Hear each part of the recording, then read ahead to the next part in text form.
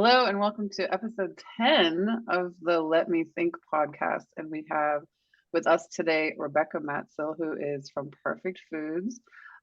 She will be talking with us about food as medicine. And I'm so excited to hear everything she has to say about how to become our most healthy selves, spiritually, mentally, and physically. And I'm Emily, and my co-host Gosha is also here. I am a spiritual writer and coach. You can find me at my website, wellnessoneness.com. Gosha, would you like to? Hi, my name is Gosha. I'm the co-host of the podcast Let Me Think. I mainly focus on authenticity. I'm a life coach and I help people on their self-discovery journey, find their values, find what authenticity means to them, and ultimately live the life that on the terms that feels good to them, not what society wants for them, but what they deeply want for themselves. So and you can find me on Instagram under Authentic Life with Gosha. My website is authenticlifewithgosha.com. So, without further ado, Rebecca, could tell us where you are, how people can find you, and what you offer. We're so excited to hear Thank everything. you. Thanks, Emily and Gosha, for having me. So I am in New York, and we're like about an hour and a half upstate from Manhattan. Um, and we have a wheatgrass and microgreen farm. So it's an indoor farm, and we supply wheatgrass and microgreens to tons of juice bars and health food stores, like over 400 of them actually. And a lot of people, individual homes. So when COVID hit, we started really heavily focusing on bringing the produce, fresh superfoods to people's houses because we realized that people weren't leaving their house as much. And also people needed more specialized attention rather than just like telling, hey, go to a store. And health and consciousness became so much more popular in the last few years since COVID that people want that more consistency and regularness in their lives. So we deliver the fresh superfoods, the wheatgrass, the microgreens, the sauerkraut for your gut, all that stuff to their houses. And we also do cleanses. So when COVID hit, also I started a raw vegan cleanse to help people, and if they can't go to a retreat center, or if they feel like they really need to reset their system, or they have gut health issues, or brain fog, or all of the autoimmune things that we have going on today, that they can use this as a resource of just having tons of raw fruits and vegetables in their diet and having tons of living foods in their diet. And it's been a wonderful thing. So we've created a community and it's been really, really cool. So that's how I met Emily. That's how I met you. Yes. I was through that. So I'm really grateful for that program because it's helped me to meet so many incredible people and also to connect them with each other, which has been a gift, because that's, I think, one of the things that we have a lot of trouble with now is connection and having a community. And on one hand, food as medicine is important, but on the other hand, community and spirituality is just as important. So it's a combination of all of that. Yeah, and it brings people together. Yeah, I did Rebecca's cleanse. It's a raw vegan cleanse. I did it for 1 week. I think it was April 2021. And I think I did another one since then. And she will mail you a box full of goodies, all the microgreens that they grow on her family's farm, and the wheatgrass is very important. So I also got a juicer. I actually have some green juice right here, inspired by Rebecca. Let me take a sip. I think I made it a little tangy, a little too much mixture of the kale and apple. But anyway, it tastes like heaven in a way. I think of it as my medicine. And Rebecca's so inspirational to me. Did I ever tell you that, Rebecca? She is my friend, not just someone who I did a cleanse with. I really respect her opinions about health, and she's seen a lot. She's worked with so many people of different backgrounds and who have different health concerns, and she's seen how it changes people's lives. I saw how it changed my life. It's very hard to stick to this kind of routine where you are defying society by not eating hamburgers and drinking sodas and like honing what you are putting in your body. So it's so important that she also has a community that she runs that meets once a week, and they're on WhatsApp, and she supports these people in their everyday lifestyle trying to be raw vegan. I'll stop rambling. No, I just wanted to say that it's my goal isn't to help people to be raw vegan necessarily. Yeah. My goal is to help people to like reset their body and to get more in touch with themselves and with eating healthier foods. So like I think that there's a big community of a big raw vegan community, and I sort of advertise myself as that. But then as you get to know us and the community, you realize that it's really not that at all. It's just I really believe in lots of high fruit, high vegetable diet, at least in the very beginning, or always really. So if you can just kind of like throw yourself into having tons of microgreens, tons of high chlorophyll, high amino acid, high antioxidant foods, you'll feel incredible. And then it gives you that inspiration, instant gratification inspiration that we need now more than ever. Like if you just put a little bit of green powder in your smoothie every day, you're not going to really feel anything, right? You're not going to really feel anything, and you're going to be like, I don't know if this is working, but fine, I'll keep doing it. But if you have wheatgrass juice every day, and you have sprout salads, and you have like, big smoothies every day and green juice, you feel it. And then that gives you the inspiration to be like, okay, yeah, right. Food is medicine. This isn't a joke. That's why I throw you into raw vegan, because I think it's the easiest, not easiest, but the quickest way to actually feel something. Yep. Yes, it has very quick results. My skin changes when I eat raw vegan, and like you said, you get clarity of mind where you realize this is what I needed to be doing, and this is what I've been making bad choices for myself that has led to some problems.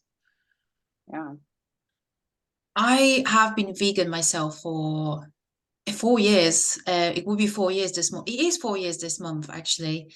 I've never actually tried a raw diet because I kind of have a preference for warming foods, for stews and quite substantial meals as well. So it would be interesting for me to know what would I feel like if I tried a raw vegan diet. Have you had anyone who's kind of like been eating more like heavier foods, and then they've tried a vegan diet and they've seen a significant improvement in their health? Yeah. So, I mean, look at you. You look beautiful and healthy. So I would say that there's no like real reason to go raw unless you feel like there's something that you want to try to improve upon. Like if you feel healthy and like, if it works, don't change anything kind of thing. But it's important to have balance, So, but yes, of course, I've had people who are completely on the, standard American diet that did my raw program, meat, pasta, everything, and then went raw with me. And they were like, oh my God, it's night and day. So it's definitely possible, especially for you. It's going to be very easy. It's not going to be hard. You'll be surprised how easy it is, I guess. Like you think it's hard, like I'm just going to be having celery all day. But give you recipes, I give you smoothies, you juice for a couple of days, which juicing is always like a gift. I feel a good juicing day or two, it just like feels really good. And I will say this, that even when you're eating plant-based or vegan cooked, you still have that sort of like lethargy, because to some degree, because compared to raw, I don't know if you would even notice that you have it, but then when you eat the raw, you'll notice, because it's just not having as much of the fresh chlorophyll and the fresh phytonutrients that give you that little bit of like buzz. So Mhm. when you're having everything cooked, it's taking away the enzymes, and the enzymes are kind of like give you that kick. So having, you don't even need to go fully raw, although that would be a good experiment for at least a few days, to have like a smoothie in the morning, a salad in the smoothie. Actually, the easiest way to go raw is smoothie in the morning, smoothie in the afternoon, and then salad at night. That's like if you just want easy. So, and it can be high fruit, it can be high greens, whatever. But then, and you have a little bit of seeds, and make sure that you make nice dressings, like, and make a nice tahini dressing and carrot ginger dressing. And then in my raw thing, I just made a cooked soup, like a vegetable soup. So at the end of the week, I'd like to make a nice big cooked soup. And that's just like, because I get it, especially during the winter, you want something warm. But interestingly enough, you can always have hot tea. And if it's making you feel good, then you'll keep doing it. So like when you have fresh stuff, you crave fresh stuff. When you have cooked stuff, you crave cooked stuff. And that's just the law. That's just when you have, it's just true. Like when you have fresh stuff, you crave fresh stuff. When you have cooked stuff, you crave cooked stuff. Mhm. So it's That's right. probably It's like hard to imagine craving fresh stuff, but it's only because you're not having as much of it. Mhm. Yes, you create momentum by eating certain foods, and like it's like setting yourselves on that healthy journey. Like if someone has been eating kind of a junky food, and then they start eating healthily, then they begin to see the difference in how they feel. They feel much better, more energized. So they kind of feed on that energy, and then the momentum grows, and then they want to keep doing it. And I wanted to talk about the benefits of the wheatgrass because I'm so fascinated by it. I've never ever tried it. I've actually never seen it in any store, so I'll probably have to order it online. But I know that wheatgrass is the highest vibrational food. It's the top of the chain, and in that food pyramid. So I just wanted to ask you about the wheatgrass benefits and what people report on after they've started the cleanse, or they've introduced wheatgrass into their everyday diet. Sure. So wheatgrass is usually the biggest thing is energy. So when you drink wheatgrass, it's like a shock to like your system. It's like, oh, like, yeah, it's kind of like it's like a coffee replacement to some degree when you're drinking it regularly like that. So that's the first thing, that it'll, you'll be more energized throughout the day. You'll need less sleep, all that stuff. And then it curbs your cravings a lot because it's so concentrated in nutrients. So like that one shot is equivalent to having like 2.5 pounds of green vegetables. So if you're having that much nutrition concentrated, you're not going to crave as much the sugars and the processed foods because your body is actually nourished. And I always like to use the example of like, you can have a bag of chips like endlessly, or like pretzels endlessly, because you're not really getting that much nutrition. So your body is saying stop. But when you have a big salad or a few wheatgrass shots, it's like a meal. Like your body's like, I'm good, thanks. So, and you don't really get that experience from our normal processed cooked foods because your body's never good. It's never fully nourished. But you have a shot of wheatgrass, it's a meal. Like you're good for like an hour or two. Yes, yeah, definitely. I've noticed that ever since I've started eating like a healthy vegan diet, because obviously when I first started, I fell into the idea of soy burgers and all the processed kind of foods, but a lot of vegan sweets that were available as well. But as my diet became cleaner, then I've stopped craving these sugary foods, these salty foods, and I don't feel like sometimes in the evening you feel like you want to eat something sweet or something salty before bed. I don't have those cravings anymore. So it's fascinating that when you decide to eat nutritious foods, you actually don't crave the so-called junk food. Obviously, I feel like the key is in balance, because from time to time it's okay, right? It's okay to have something that's not considered healthy, to keep that balance so we don't have those cravings at all. But it's fascinating. It's fascinating that nutrients and minerals in wheatgrass and other fresh vegetables and fruit can be so filling, right? Yes. But I want to add that the process of adopting a very healthy lifestyle, either physically, mentally, or spiritually, is not always easy.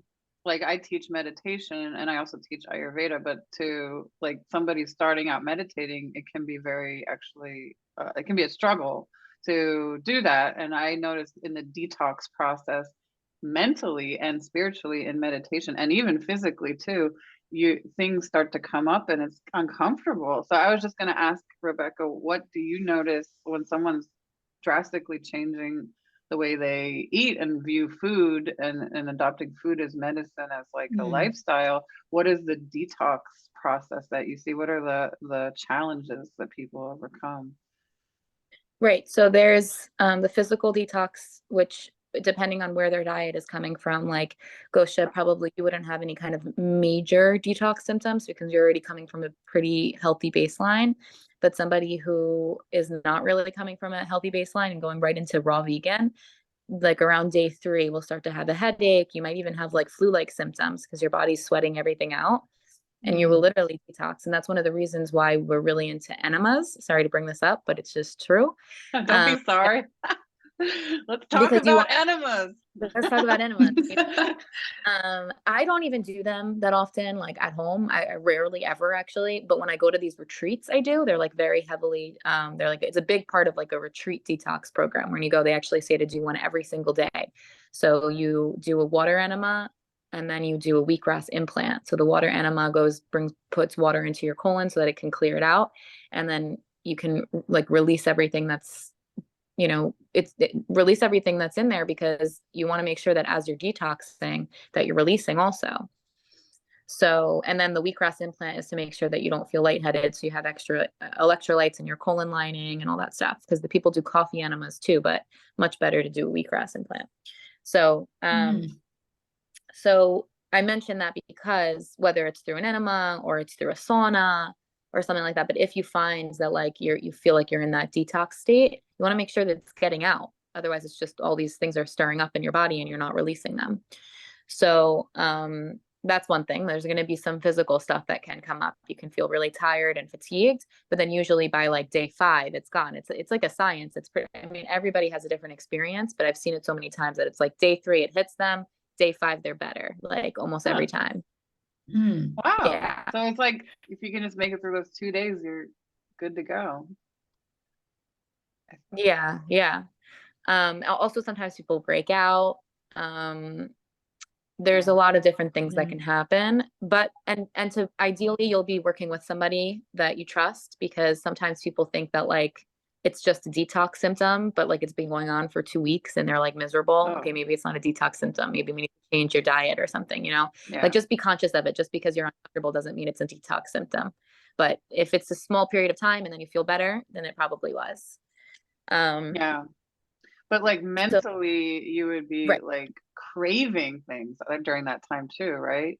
And it's kind of like, Yes. Okay. So usually when you're going through the physical issues, it's like, oh my gosh, this is terrible. I don't know about the craving so much, because you're already not feeling good. So it's not like your body's like craving things. You're just like kind of fatigued. But if you are craving things, always like ginger tea is good.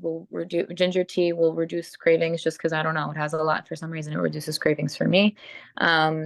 Obviously staying very hydrated. There are like electrolyte powders. There's this brand that I use, Superior, actually. I can show you guys. And it's like has a little bit of cane sugar, but the rest, or coconut sugar, but the rest is like good, which is hard to find for an electrolyte. So big fan of electrolyte water when you're feeling like fatigued like that. And green juice, and obviously resting. Don't do any kind of extraneous exercise. And then if you're craving like sugar type things, you can make these little like energy bowls, which are like dates and nuts. You don't want to have a crazy amount of it, but like whatever. So like some dates and nuts in a food processor, and like maybe even putting cacao powder on it, and have these little like energy balls. And that's just like a treat that you're like, oh, I didn't know I could have this, you know. Tons of fruit, because fruit is hydrating, and sugar, like you were saying, Gosha, about at night when you don't really have those salt and sugar cravings. Well, I still kind of do. It's not like I'm necessarily craving chips, but like I like to snack at night when I'm watching TV or something. It's a total habitual thing, but I haven't overcome it yet. So I like berries, or like whatever, sprouts, or whatever, even if it's like popcorn or something. But berries are my go-to when I'm in like cleanse mode. Berries and fruit is like my go-to. Yeah. Pistachios are my go-tos usually. Ooh, Yeah. Yeah. good. So, okay, so then from an emotional and a spiritual standpoint, there's another thing that I've really noticed, which is definitely emotions are heightened during that period of time. Big time. Big time. People are like, it's not even like, it could be stressed, but oftentimes it's like a release of like sadness. People cry a lot, I see it a lot. It's really interesting. And I think it's like you cry through your tear ducts, and like it's literally a release in some way. And then also as your body is like kind of sorting through all its issues, it's like, oh, that's an issue. Let's bring that out. Yeah. Yes. Because like spiritually, we keep like energetically, I think we keep trauma, which has to do with emotions, like, well, I mean, in our chakra system, it's supposed to be down in your belly area, right? That's where I feel like I keep my trauma there. And if I lost weight there, it would be released. I've actually felt that when I've done I went to the raw vegan retreat as well in 2021, and I actually felt I was very emotional, and I felt like I was releasing baggage from like years. And I know people don't usually think about it that way, but yeah, I agree with that. When you're detoxing, it's not just physical, because everything's related, right? And it's just all coming Everything is out. connected. Yeah. So our physicality is connected to our mentality as well, to our emotional states as well, to our spiritual side. I feel like the toxins mix up with the trapped emotions that are stored in the body, which is also science. It's been proven scientifically that we do store energy in the body, and whilst we cleanse, we work towards releasing those toxins as well as those trapped emotions we have within them, which is the energy, right? The emotions are energy as well. Yeah. Would you agree with that, Rebecca? Yeah, I think that like there, I don't know, I'm just processing. I'm trying It's to think okay. how, no, I'm just thinking like why it is that happens. Like I think that it has a lot to do with hormones, and like just stress hormones are being released. So it's like the fight or flight state that our bodies are like normally in, it's somehow balancing it out a little bit. And in order to balance it out, it's like the pendulum swing. Yeah. Like on one hand, you're really on fight or flight, and then in order to get out of fight or flight, you gotta like cry it out and like really release it, and then like sooner or later you're gonna balance out a little bit. But I think that we're in such an extreme state pretty typically, like just in day to day in our current society, that like it kind of takes an extreme to release it. So it's okay to have an extreme release during these periods of time, because we have an extreme trauma in our lives. We all do. So the question is how to safely hold that space so that you don't get scared by it, and that it helps you to move forward rather than like triggers you even more. That's the thing. Right. That's the important thing, that maybe you guys could talk on, because that's more your expertise. The one Well, thing yeah. that always helps me is when I remind myself that it's only temporary. So even if it's a pain, if it's a physical pain, for example, so let's compare it to someone releasing the toxins and feeling very emotional. Everything is temporary, always, and it will pass. And when we like look back at our past experiences and remember the things we've been through, it's all past. It's not like we never get stuck in one emotion or a situation or a pain. It always passes. So I always remind myself that it will pass, and I just accept the moment as it is. Okay, at the moment it hurts, I'm in pain, but it will pass. And usually it does after a few minutes, or depending what it is, depending what pain or difficulty I'm going through. So that's something that I always advise on my clients. This is one thing I wanted to add that is a new part of my practice, which is cold showers. So it can be used in a moment of challenging emotional state, because it definitely like brings out endorphins to your brain. So it doesn't have to be a cold shower, because that sounds like I'm already in pain and miserable. I'm not going to take a freaking cold shower. But I take like a hot shower for like 10 minutes, like, because that's, I don't know what it is, but I think a lot of women love hot showers. Take a really hot shower, and then like just 10, 15, maximum 30 seconds of cold at the end. And it's uncomfortable, but not that crazy, because you just were really hot. So it's kind of relieving. And then also you just keep thinking to yourself, I can do hard things. I can do hard things. Yeah, I can endurance. Yeah. So the like, this will pass, number one, and number two, I can do hard things, because it's true. You can do hard things, and you have to prove that to yourself. You can't just tell it to yourself. You have to prove it to yourself. And the more that you prove it to yourself, the more that you have confidence. And then you get out of the shower and you're like a superhero. I swear, 10 seconds of cold water and you're like, oh, everything's good. It's so interesting. Like, I remember I did this when I was at Hippocrates. I'd never done these cold plunges before, but they're like all over TikTok, you know? And they say to be in the hot tub for 10 minutes and then go into the cold water for 10, 15, 30 seconds. So I did that and they say to do it 10 times. 7 cycles of that in one day. And so I did that. And I remember that day I was like, I feel so happy. I feel so grounded. I feel so like whole, more than I usually do. And I was wondering, is it just because I'm here at Hippocrates? Is it because I'm having all this wonderful food? It's like, I usually have this food and like, I feel really another level of good. And so then the next day I was still having the same food, but I didn't do the cold plunge, and I didn't feel that level of like, almost like euphoria. Yeah. Now it's like really a tool when you're feeling low to use that is just like in our toolbox. That's so interesting. Maybe our listeners don't know what Hippocrates is, even though you probably talk about it every day. But just to add that in, Hippocrates is a health institute. It's a raw vegan retreat center. They probably wouldn't say it like this, but that is how I describe it. And I was there as well for a couple weeks in 2021.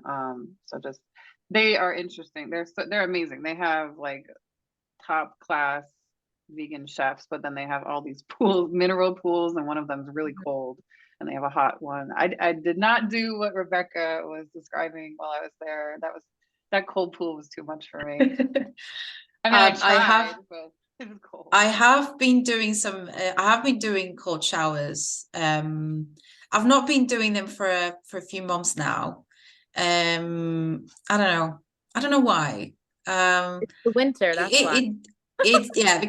Because it's winter. Yeah, but usually in the summer I do have cold shower, and I feel amazing afterwards. I feel like I can fly. Everything is fine. Everything is great. I've got nothing to complain about. Life is great. So funny, right?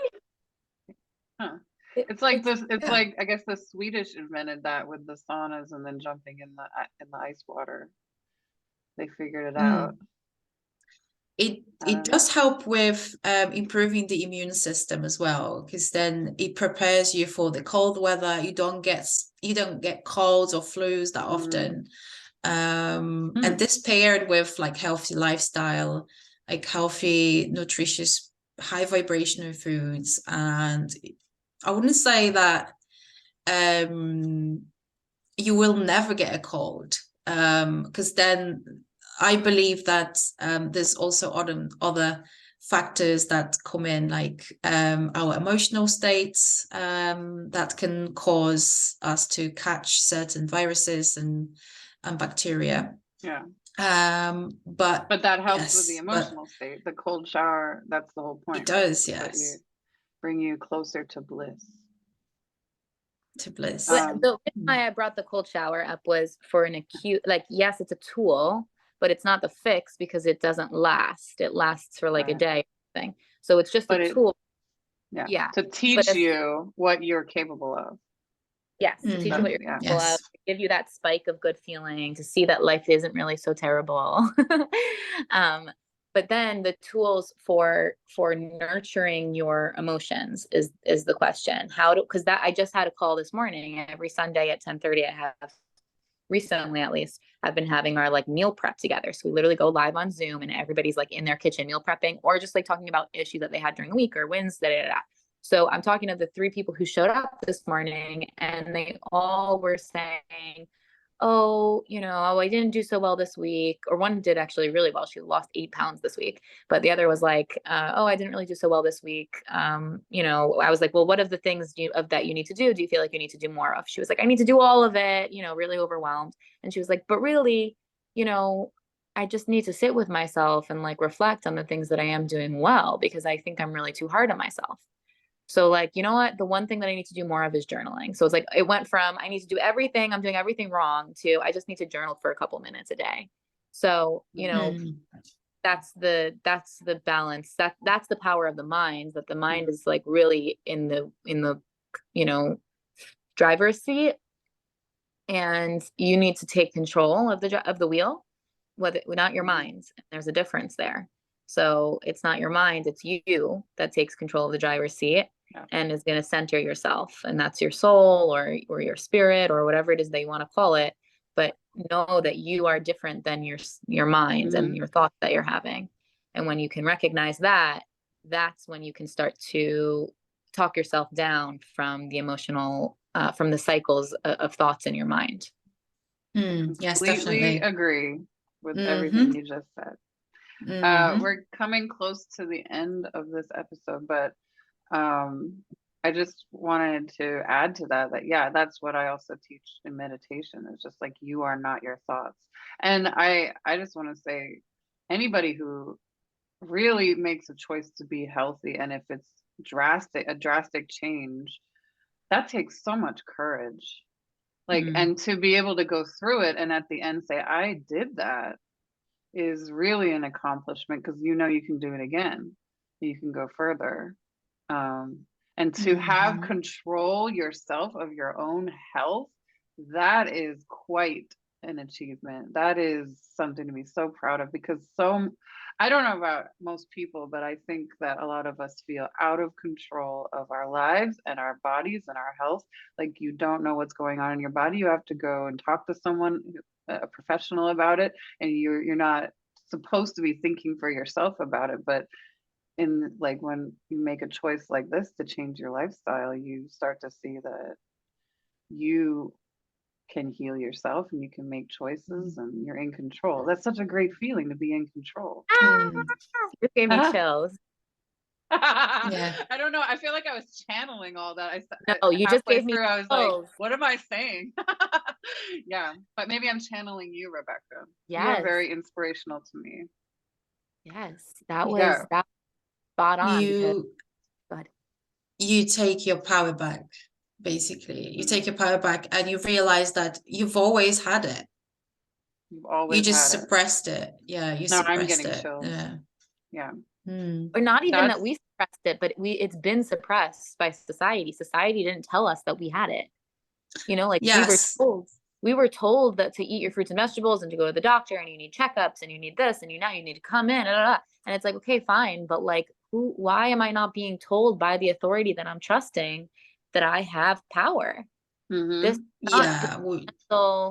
this is not the fundamental message that they're giving us. So it's not really our No. fault for not thinking that we have the power. But now we can relearn through the power of food as medicine that we have the control to make choices on how we feel and where and what our life looks like and how our bodies are. And that is a really empowering feeling, because feeling out of control is when we start to not feel good, and then you Yes.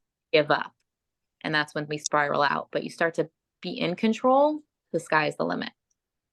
That's absolutely right. endless Absolutely. possibilities. We're not being exactly empowered since childhood. Yeah, we just being told that we need to rely on drugs, and that I've never personally been told that my body can heal itself. And I'd like to mention a quote from Dolores Cannon, who said that our body is an amazing machine, and if not being interfered with, can heal itself. It's made to heal itself. But because we're just being taught these messages about having to take drugs and not being empowered to eat healthily, not taking responsibility for our health, that's when our health begin to deteriorate, and we develop illnesses and sicknesses. Yeah. Where we have all the powers within and we can heal ourselves. Yes, I completely agree. Well, I think that concludes episode 10 of the Let Me Think podcast. It has been so wonderful to have you, Rebecca. Can you Thank tell you, everybody Rebecca. again? Like, well, I just want to add, like, I don't know, I want to add more to whatever she's about to say and what she has already said about what she offers. But Yes. she's not just offering to give you all the microgreens and all the superfoods and all the motivation.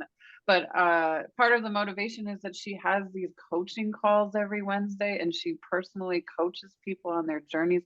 She really cares about every single person that comes to Perfect Foods to change their lives. So I'm going to stop there. Would you like to say anything? How can people reach you, and How how can can they people find work with you? Yeah, so you can just go on our website, 800wheatgrass.com, and there you can find all the products that we have if you want to just like a la carte get a shipment of products. Or you can book a call with me. Right on the front page it says book a call, and we can chat for a few minutes and I can help to guide you on what it is that you need if you want to just start with sprouting yourself or whatever. But we do ship countrywide. So and then Instagram, I'm constantly on Instagram, so Perfect Foods Inc. is our Instagram, and that's pretty much it. Thank you, ladies. This has been so fun. Thank you so much. Yeah, she Thank has a you, great Rebecca. Instagram. Thank you, and we will be back again with episode 11. Can't wait.